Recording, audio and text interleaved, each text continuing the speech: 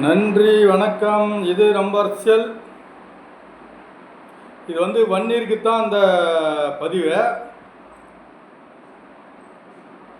ஏன்னா பாட்டாளி மக்கள் கட்சி ஆரம்பித்து 50 வருஷமாக ஆச்சு. நம்மளுக்கு உண்டான அங்கீகாரம் இன்னும் கிடைக்கல. அது கிடைக்கணும்னா அந்த 10.5 கிடச்சிச்சின்னா தான் நம்ம ஐயாவுக்கு ஒரு பெருமை கிடைக்கும். ஐயாவுக்கு வயசே ஒரு பெருமை ஐயாவுக்கு போய் சேரும். அப்போன்னா யார் செய்யலை? ஜெயலலிதா அம்மா செய்யலை. அதான் எடப்பாடியார் லாஸ்ட்டு கட்டத்தில் அதை அறிவித்தார். அது என்னாச்சுன்னு தெரியல, அப்படியே இருந்து போச்சு. திமுக உடனே வந்துச்சு. 5 வருஷமாக அது என்னானே அதை கண்டுக்கலை. அதனால் இந்த 10.5 இப்போ தாவேக்கா விஜயாவது அதை நிறைவேற்றுறாருனாக்கா ஒரு வன்னியருக்கு ஒரு ஒரு நல்லது நடந்த பேர் இருக்கும். நம்ம ஐயா ராமதாஸுக்கும் ஏதோ அவர் நினச்சதும் கொஞ்சம் நிறைவேறின மாரியே இருக்கும். பாட்டாளி மக்கள் கட்சிக்கு ஒரு நன்றி கடனாக இருக்கும். அதனால தான் சொல்கிறேன், விஜய் முதலமைச்சருக்கு. அதனால் அவர் நிறைவேற்றினாக்கா இந்த மற்றவங்களாம் கொஞ்சம் எரிச்சலாக இருக்கும். ஏன் எரிச்சலாக இருக்குன்னா, என்னடாது நம்ம இவ்வளோ நாளாக 50 வருஷமாக நம்ம அரசியல் பண்ணுறோம், இன்றைக்கி நிறைவேற்றிட்டான்னு சொல்லிட்டு கொஞ்சம் எரிச்சலாக தான் இருக்கும். அதே போல் அந்த திமுகவில் இருக்கிற வன்னியருக்கும் எரிச்சலாக இருக்கும், பயங்கர எரிச்சலாக இருக்கும். யார் இந்த இப்போ இருக்கிற முதலமைச்சர் நிறைவேற்றிட்டாருனாக்கா எரிச்சல், அவ்வளோ ஒரு எரிச்சலாக இருக்கும் வன்னியருக்கு பூரா திமுக மேலே.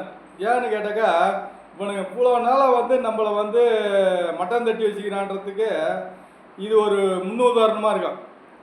இன்றைக்கி ஒன்றுமே தெரியல, அரசியல் பற்றி தெரியாதாலே இந்த அளவுக்கு நிறைவேற்றிக்கிறாரு. நாளும் தெரிஞ்சால் இந்த அரசியல்வாதிங்க நம்மளை துரோகம் பண்ணிக்கிறாங்கன்னு இப்போ எல்லா வன்னியரும் நல்லா தெரிஞ்சுவாங்க, நம்மளுக்கு இவ்வளோ பெரிய துரோகம் பண்ணிக்கிறாங்க அப்படின்னு. அப்போது என்ன பண்ணணுன்னாக்கா, இப்போ கேட்குற முதலமைச்சர் அதை நிறைவேற்றினா கொஞ்சம் நன்றி கடனாக இருக்கும். அதே போல் நிறைவேற்றிட்டாக்கா இந்த திமுகவில் இருக்கிற வன்னியர் பூரா கண்டிப்பாக அங்கே நிற்க மாட்டாங்க.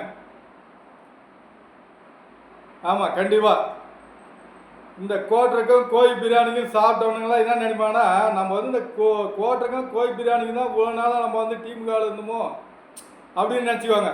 கண்டிப்பாக அதில் நிற்க மாட்டாங்க. இதுக்கு மேலே நம்ம இன்றைக்கி இன்றைக்கி நிறைவேற்றிட்டாங்க, இவ்வளோ நாளாக இருந்தவனுக்கு கண்டிப்பாக அப்படின்னு சொல்லிட்டு திமுகவில் யார் எந்த வண்டியும் அங்கே இருக்க மாட்டாங்க.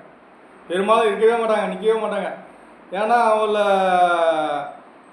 வன்னியர்னாவே கொஞ்சம் ரொசம் உள்ளவனுங்க, அதனால நிற்க மாட்டானுங்க. அங்கே 10.5 இப்போ கேட்குற முதலமைச்சர் நிறைவேற்றிட்டா அதை அங்கே வன்னியர் நிற்க மாட்டாங்க. அதனால தான் சொல்கிறேன். அதே போல் விஜய்க்கும் சொல்கிறேன், ஏற்கனவே உனக்கும் திமுக தான் எதிரி. அதனால சொல்கிறேன், அந்த ஆளுக்கு நீ எதிரியாக இருந்தால் இதை செஞ்சால் நல்லா இருக்கும். ஏன்னா அவங்கள ஒரு எரிச்சல் உருவாக்கும். இதை செஞ்சால் பயங்கரமான எரிச்சல் வரும். திமுகவில் இருக்கிறவங்களுக்கெல்லாம் பெருசாலிக்கெல்லாம் கொஞ்சம் எரிச்சல் உருவாகும்.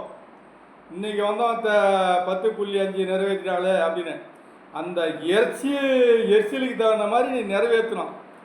அவங்க அதனால் கண்டிப்பாக அவங்க என்றைக்குமோ அதுக்கு மேலே அரசியலில் நம்ம நிலைக்க முடியாதுன்னு அது அவங்களாவே பலவீனமாகிடுவாங்க. அரசியலுக்கு வரவே முடியாது, கண்டிப்பாக வர முடியாது.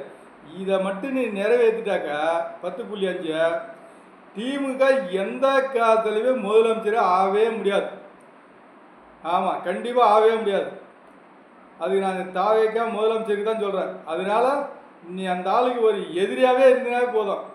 அந்த ஆளுக்கு அந்த ஆள் திமுக தன்னாலேயே அது இதாகிடும். ஆமாம், அதனால தான் சொல்கிறேன். நன்றி, வணக்கம். இது நம்ம அரசியல்.